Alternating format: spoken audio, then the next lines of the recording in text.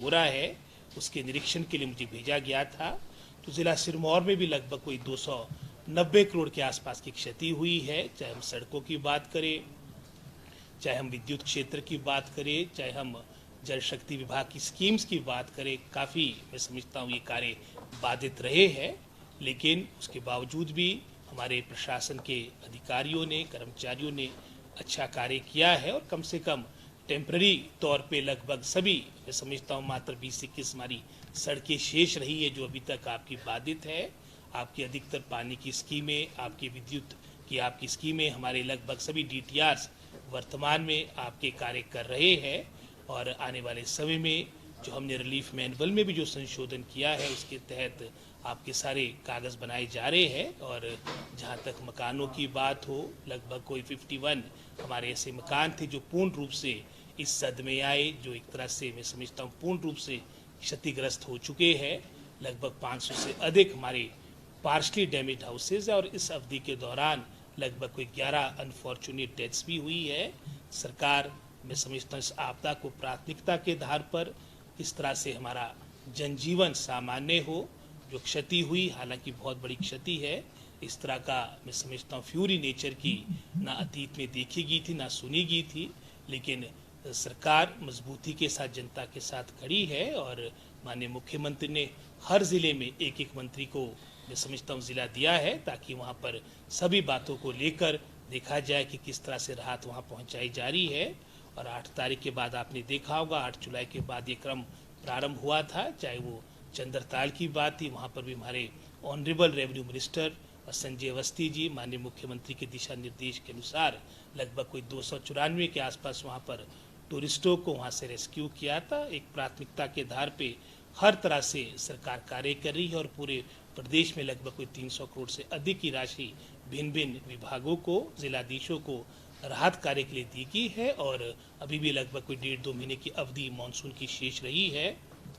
विभाग जहां अतीत में तत्परता से कार्य कर रहा है, आने वाले समय के लिए भी सजगता के साथ और पूरे मैं समझता हूँ मजबूती के साथ ये इस तरह की कोई क्षति और भविष्य में ना हो, उस सोच के साथ कार्य कर रहा है। और आज हमारा अभी वर्तमान में हमारी यहाँ पर डिस्ट्रिक्ट लेवल की मीटिंग थी जिसमें हमारे 5 विधायक, जिसमें हमारे हर्षवर्धन सिंह चौहान जी, चाहे हमारे मैं समझता हूँ सुखराम चौधरी जी की बात आती है, विनय कुमार जी, अजय सोलंकी जी, हमारे विनय सभी विधायक यहाँ पर, रीना जी वो भी यहाँ पर थे और हमारी पार्टी के भी वरिष्ठ लोग जिसमें हमारे करनेश चंद जी, हमारी दयाल प्यारी जी, अनंत परमार जी सभी यहाँ पर थे। और इसके उपरांत अभी पोंटा विधानसभा क्षेत्र का भी कार्यक्रम है और उसके उपरांत शिलाई, वो भी काफ़ी प्रभावित हमारा चुनाव क्षेत्र है, वहाँ पर भी जाना है और हर विधानसभा क्षेत्र में जाकर जो मैं समझता हूँ धरातल पे हमारे राहत के कार्य चल रहे हैं, जो नुकसान हुआ है, इन सब बातों से अवगत होना है।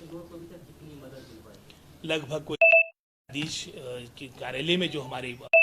राशि लगभग कोई 6 करोड़ के आसपास है और इसके अलावा जो डिपार्टमेंटली अलग से आपको फंड्स मिले हैं वो लगभग कोई 10 करोड़ के आसपास है।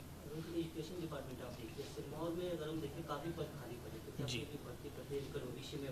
बिल्कुल, मेरी प्राथमिकता है, चाहे ज़िला सिरमौर की बात हो और मेरा ज़िला भी शिमला आपके साथ लगता है, लगभग एक ही तरह की परिस्थितियां हैं। चाहे हम चंबा की बात करें, अपने कबायली क्षेत्रों की बात करें, यहाँ बहुत से पद खाली पड़े हैं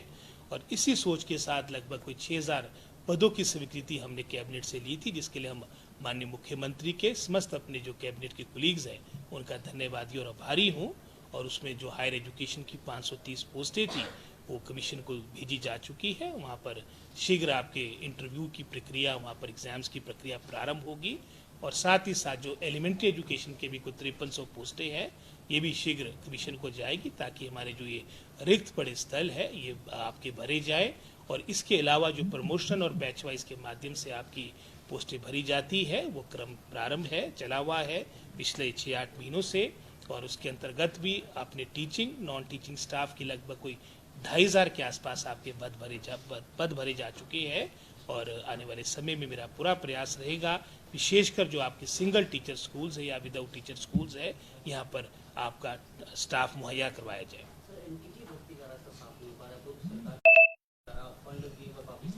जी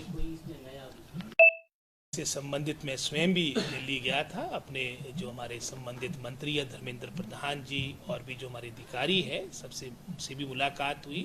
उसमें मेन इशू यही था कि जो वर्तमान में हमारे पास trend man power Himachal Pradesh में है, उन्होंने जो ट्रेनिंग की है एनटीटी की वो 1 वर्ष की है, और जो एनसीटी के नॉर्म्स है वो 2 वर्ष की आपकी ट्रेनिंग को अनिवार्य बताते हैं। और मेरी कार्यक्रम के बाद मैं समझता हूँ हमारे अधिकारी भी, जब मैं दिल्ली गया था उसके उपरांत हमारे अधिकारी को मैंने फॉलोअप करने के लिए दिल्ली भेजा था, और एक प्रपोजल के साथ हम कैबिनेट में ये सारी बातों को लाएंगे। लेकिन वर्तमान में पिछले 1 महीने से पूरा ध्यान सरकार का, चाहे वो मैं शिक्षा मंत्री हूँ, चाहे वो उद्योग मंत्री है, सबका एक ही बात को लेकर ध्यान है कि किस तरह से इस विपदा से प्रदेश को बाहर लाया जा सके। और जैसे थोड़ी स्थिति सामान्य होगी तो मेरा पूरा प्रयास है, चाहे एनटीटी का इशू है, चाहे रिक्त पड़े आपके स्थल है, इन सबको मैं समझता हूँ सुचारू रूप से पुनः हमारे शिक्षा विभाग की सारी बातों को पुनः प्रारंभ किया जा सके। धन्यवाद।